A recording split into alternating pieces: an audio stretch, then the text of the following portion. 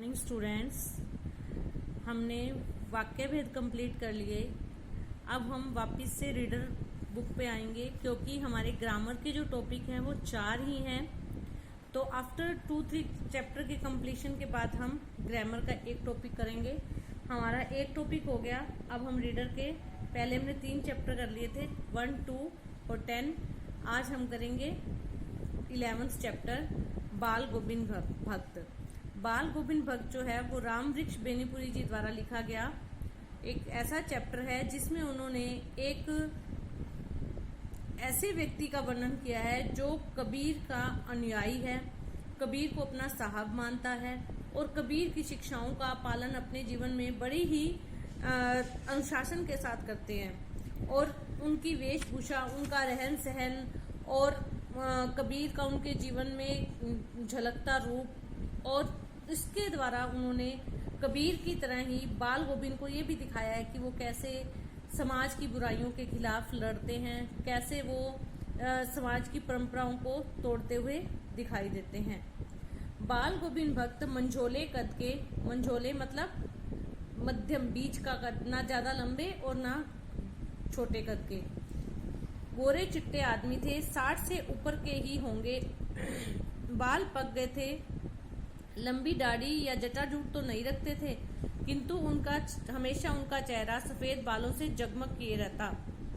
कपड़े बिल्कुल कम पहनते, कमर में एक लंगोटी मात्र और सिर पर कबीर पंथियों की सी कनफटी टोपी।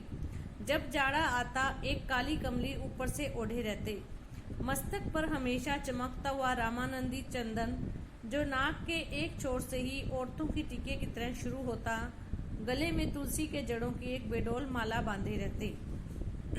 तो फर्स्ट पैराग्राफ में बेनीपुरी जी ने बाल गोविंद की व्यक्तित्व और वेशभूषा का वर्णन किया है कि बाल गोविंद भक्त का जो कद है वो मध्यम है, ना ज्यादा लंबे हैं ना छोटे कद के हैं, और रंग एकदम गोरा चिट्टा रंग, चिट्टे का मतलब सफेद, उनका रंग एकदम गोरा है और सफेद बाल हैं। और उनका जो चेहरा है उस पर उन्होंने माथे पर रामानंदी तिलक लगा रखा है जो नाक के छोर से ही शुरू हो जाता है, अर्थात नाक से लेकर माथे तक चलता है। ये रामानंदी तिलक जो होता है ना, ये संप्रदायों के हिसाब से अलग अलग तिलक लगाने की प्रथा होती है। वैष्णवों का तिलक अलग होता है, सखी संप्रदाय वाले अलग तरीके से चंदन लगाते हैं, और ये रामानंद संप्रदाय वाले अलग तरीके से लगाते हैं। फिर उनके कपड़ों का वर्णन किया है कि बहुत कम कपड़े पहनते, सिर्फ शरीर को ढकने के लिए जितने आवश्यक कपड़े थे, कमर में एक लंगोटी मात्र पहनते थे, और सर्दियों में ऊपर से काला कंबल, काली कंबली ओढ़े रहते। और उनके सिर पर कनफटी टोपी, कनफटी मतलब जिसमें से कान बाहर आ जाएं, कान की ओर से फटी हुई, तो ऐसी जैसे कबीर टोपी डालते थे ऐसी कनफटी टोपी डाले रखते।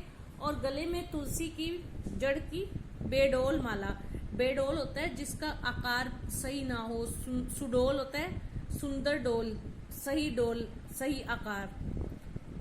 ऊपर की तस्वीर से यह नहीं माना जाए कि बाल गोविंद भक्त साधु थे। साधु की सब परिभाषाओं में खरे उतरने वाले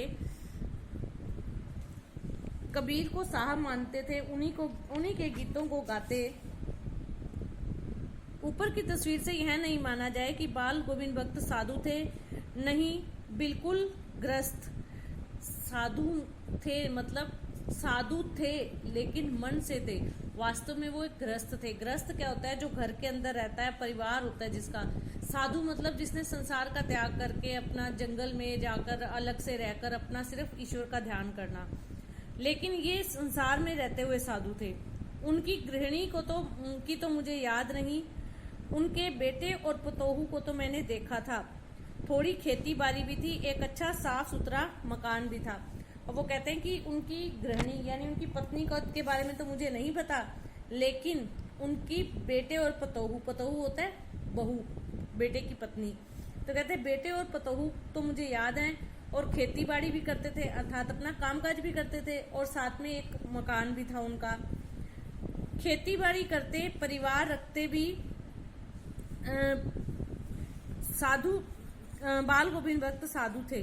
साधु की सब परिभाषाओं में खरे उतरने वाले कबीर को साहब मानते थे, उन्हीं के गीतों को गाते, उन्हीं के आदेशों पर चलते, कभी झूठ नहीं बोलते, खरा व्यवहार रखते, किसी से दो टुक बात कहने में संकोच नहीं करते, न किसी से खामखा झगड़ा मोल लेते, किसी की चीज नहीं छूते, न बिना पूछे व्यवहार में लाते।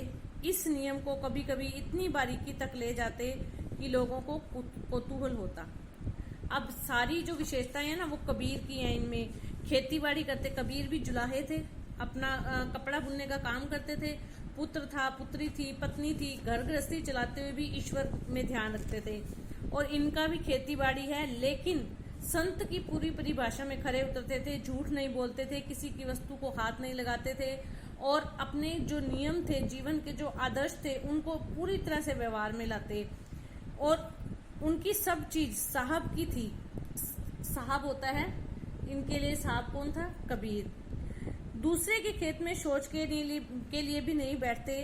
वह गृहस्थ थे, लेकिन उनकी सब चीज साहब की थी। जो कुछ खेत में पैदा होता, लाद कर पहले उसे साहब के दरबार में ले जाते, जो उनके घर से 4 कोस दूर था। एक कबीर पंथी मठ से मतलब साहब के दरबार मतलब अब जितनी खेती बाड़ी से फसल पैदा होती थी ना, सारी ले जाकर वहां पे कबीर मठ में दे आते थे, और वहां से प्रसाद के रूप में उनको जितनी मिल जाती, जितनी वो दे देते, उसी से वो अपने घर का गुजारा चलाते थे। इतने सेटिस्फेक्शन वाले, संतुष्टि वाले थे, वास्तविक संत थे। इन सब के ऊपर मैं तो मुग्ध था उनके मधुर गान पर, जो सदा सर्वदा ही सुनने को मिलते। गान, मधुर गान, मुग्ध होता है आकर्षित होना, मोहित होना। उनके मीठे गाने पर सदा सर्वदा मतलब हमेशा ही मैं आकर्षित होता। कबीर के सीधे साधे पद जो उनके कंठ से निकलकर सजीव हो उठते।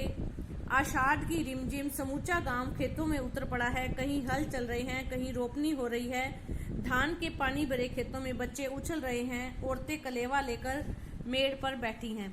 अब ये क्या है? गांव का चित्रण है।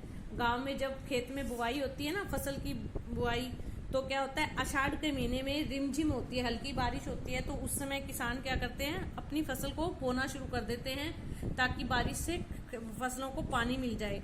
अब सारा गांव जो है वो खेतों में उतरा हुआ है काम करने के लिए, और ये भी खेतों में काम कर रहे हैं।